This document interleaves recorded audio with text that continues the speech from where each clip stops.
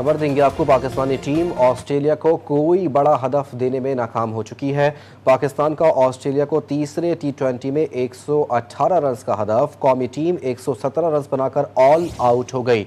मुकर्ररा 20 overs भी कौमी team ना खेल सकी। पाकिस्तानी टीम ऑस्ट्रेलिया को कोई बड़ा हदफ देने में मुकम्मल तौर पर नाकाम हो चुकी है। पाकिस्तान का ऑस्ट्रेलिया को तीसरे टी20 में 118 रन का हदफ, कौमी टीम 117 रन बनाकर ऑल आउट हो गई।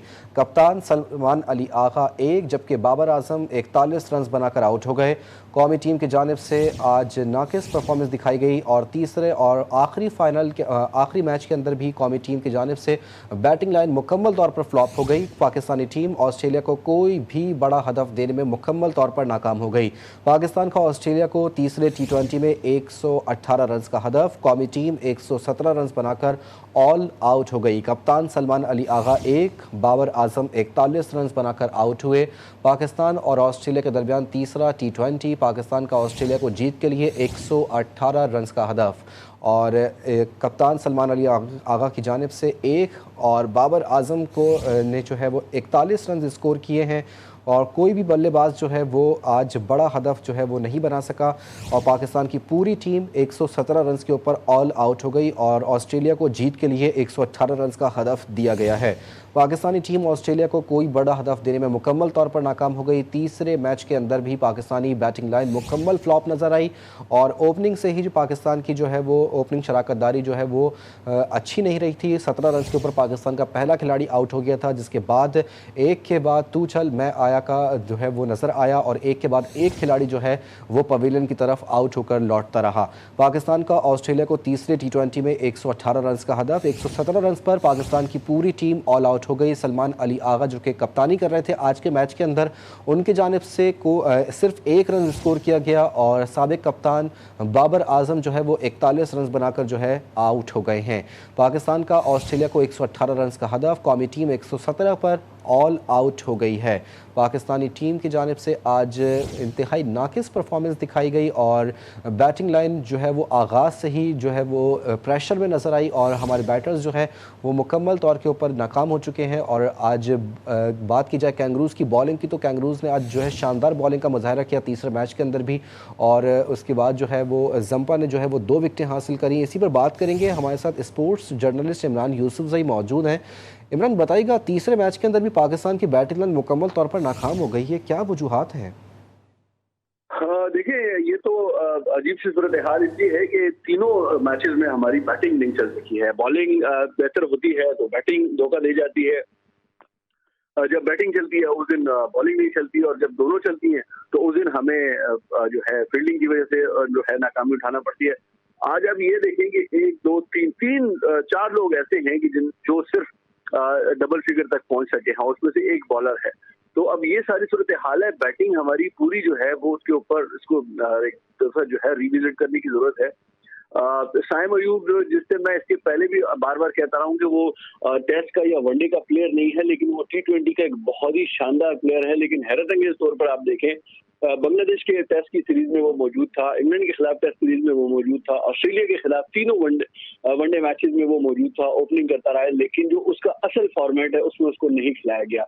ये फैसले कौन करता है, किस तरीके से किए जाते हैं और इन फैसलों का क्या मेयार होता है, इसका क्या क्राइटेरिया होता है, ये एक सवालिया निशान है। अब जाहिर सी बात है कि ऊपर नीचे हमारी विकेटें गिरती रही हैं। विकेटें गिरने का जो तसलसल है, एक तो हमारी टी20 में देखें, टी20 एक ऐसा मुख्तसर फॉर्मेट है कि इसमें बहुत बड़ी आपको लंबी चौड़ी पार्टनरशिप की जरूरत नहीं होती है।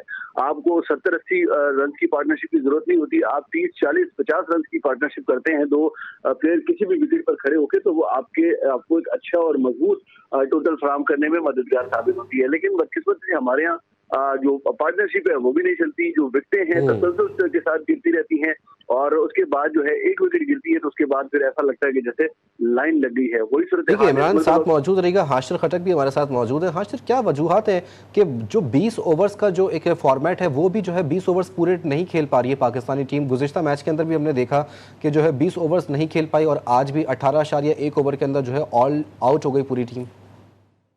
जी देखिए, पाकिस्तान को वैसे तो हमेशा से कहा जाता था कि टी20 की बेहतरीन साइड में शामिल है, लेकिन अगर सीरीज की बात करें तो ऑस्ट्रेलिया की कदरे कमजोर टीम के खिलाफ हमारी बैटिंग बिल्कुल नाकाम साबित हुई है। और अगर हम लोग वजूहात के बारे में बात करें तो मेरे ख्याल में जो है वो बैटिंग लाइन में जो एक्सपीरियंस प्लेयर हैं वो इतने खास नहीं है, रिजवान और बाबर आजम के अलावा। और उसके साथ साथ मुझे इस T20 स्क्वाड में आगा सलमान की जो इंक्लूजन है उसकी समझ में नहीं आई कि आगा सलमान को किस बेस पर जो है वो इस टीम में शामिल किया गया और फिर उसके बाद उन्हें वाइट बॉल का नाइट कप्तान भी बना दिया गया। और आज के अगर हम आगा सलमान की परफॉर्मेंस की बात करें तो 3 मैचेस में टोटल उन्होंने 1 रन बनाया है इस पूरे सीरीज में। तो समझ में नहीं आती। उसके अलावा फिर हमें हार्ड हिटर्स पाकिस्तानी टीम के पास इस लाइनअप में, इस टीम में मौजूद नहीं है। हमारे पास पहले इफ्तिखार अहमद होते थे और उनसे किसी फखर जमान को जो है वो ड्रॉप किया गया है कंट्रोवर्सी की सोच में। तो यंग प्लेयर थे बिलाशुबा, लेकिन जिस किस्म की परफॉर्मेंस ऑस्ट्रेलिया की इस बी साइड में कहूंगा, ऑस्ट्रेलिया की क्योंकि मेन टीम नहीं खेल रही है, ऑस्ट्रेलिया की बी साइड के खिलाफ इस किस्म की परफॉर्मेंस जो है वो नाकाबिले कबूल है। और ऐसे लगता है कि जैसे शायद वो जो खुमार था पाकिस्तानी टीम का वनडे जो है वो सीरीज जीतने का, वो अभी तक उतरा नहीं है। और ये सीरीज जो है वो लॉस पाकिस्तानी टीम के लिए वेकअप कॉल जरूर है। ठीक है हाशिर, साथ रह गए। इमरान यूसुफ जी, आपकी तरफ आना चाहूँगा। कंडीशंस होबार्ट की क्या है? क्या बॉलिंग साइड को जो है वो एडवांटेज हासिल होता है या बैटिंग साइड को एडवांटेज हासिल होता है यहाँ पर? देखिए यहाँ तो जो अब 19 मैचेस हुए हैं जिसमें से 9 जो है वो पहली बैटिंग करने वाले ने जीते हैं, 9 जो है वो दूसरी बैटिंग करने वाली टीम जीती है। एक शायद ऐसा था कि जिसका कोई रिजल्ट नहीं आया। होबर्ट की पिच ऐसी है कि जिसके ऊपर अच्छी बैटिंग हो सकती है अगर आप सेंसिबल तरीके से खड़े होते हैं, खेलते हैं, बॉल को समझने की कोशिश करते हैं। देखिए T20 का फॉर्मेट मुख्तसर है, इसमें आपके पास कोई बहुत लंबे छोड़े ओवर एक्स्ट्रा ऑर्डिनरी खेलने और अपने आप को सेट करने का मौका नहीं होता। ये कोई वनडे या टेस्ट का फॉर्मेट नहीं है। T20 में आपको 1 से 1.5 ओवर या 4-5 गेंदे खेलकर आपको समझना पड़ता है कि पिच क्या कह रही है, पिच की कंडीशन क्या है, बॉल कहाँ से टर्न कर रही है और किस तरफ से आई हुई बॉल को आपने किस अंदाज से और किस साइड पर खेलना है। बदकिस्मती से हमारे जो बैटर्स हैं, मुझे ये लग रहा है कि शायद वो पिच को रीड नहीं कर पाते। पिच को रीड ना कर पाने का नतीजा ये निकलता है कि फिर आप जो है बॉल को जज नहीं कर पाते, बॉल जिस तरफ से आप खेलना चाहते हैं वहां से आप बॉल नहीं खेल पाते। तो ये सारी सूरत हाल है। मेरा ख्याल ये था कि शायद जो सीरीज थी, हम हो सकता था कि शायद 2-1 से शिकस्त तो वैसे भी खा चुके थे सीरीज में, लेकिन अगर 2-1 का रिजल्ट होता तो बेहतर होता। लेकिन मुझे तो इस सूरत हाल में 117 रन का टारगेट तो ऑस्ट्रेलिया जैसी टीम के लिए शायद कुछ भी नहीं है। और ये भी मुमकिन है कि हमारे बॉलर शायद कोई कारनामा कर लें, लेकिन जाहिर सी बात है कि जब आपके पास एक अच्छा और मजबूत टोटल बैक पर मौजूद नहीं होता तो फिर बॉलर्स के लिए भी जो है उसको डिफेंड करना काफी मुश्किल होता है। आशिर ने बड़ी अच्छी बात की कि बुनियादी तौर पर सलमान अली आगा टेस्ट के प्लेयर हैं, लेकिन उनको न सिर्फ वनडे में रखा गया है बल्कि T20 में भी रखा गया है और आज तो उनको बाकायदा क़यादत तक सौंप दी गई है। तो T20 इंटरनेशनल में उन्होंने सिर्फ 2 मैचेस खेले हैं और सिर्फ 4 रन बनाए हैं, जबकि ODI की अगर बात करें तो 24 मैचेस में उन्होंने सिर्फ 449 रन बनाए हैं। और ये किसी सूरत भी जो है वो T20 या वनडे के फॉर्मेट के मुताबिक रखने वाली बल्लेबाजी इसको नहीं कहा जा सकता। इनको भी वक्त लगेगा, बहुत टाइम लगेगा। फर्स्ट क्लास इन्होंने अच्छा खेले हुए हैं, लेकिन उसके बावजूद जो है मैं समझता हूँ कि इनके जो है इनको बहुत ज्यादा अभी इंटरनेशनल एक्सपोजर की जरूरत है। कितनी जल्दी आप नए प्लेयर्स को जब इतनी बड़ी बड़ी जिम्मेदारियां सौंपते हैं तो फिर उसके रिजल्ट यही निकलते हैं। तो मैं समझता हूँ कि ये उनको क़यादत देने का और रिजवान के आराम करने का जो फैसला था वो पाकिस्तान के लिए उतना खास मुफीद साबित नहीं हुआ। ठीक है, बहुत शुक्रिया इमरान यूसुफ से और हाशिर खटक।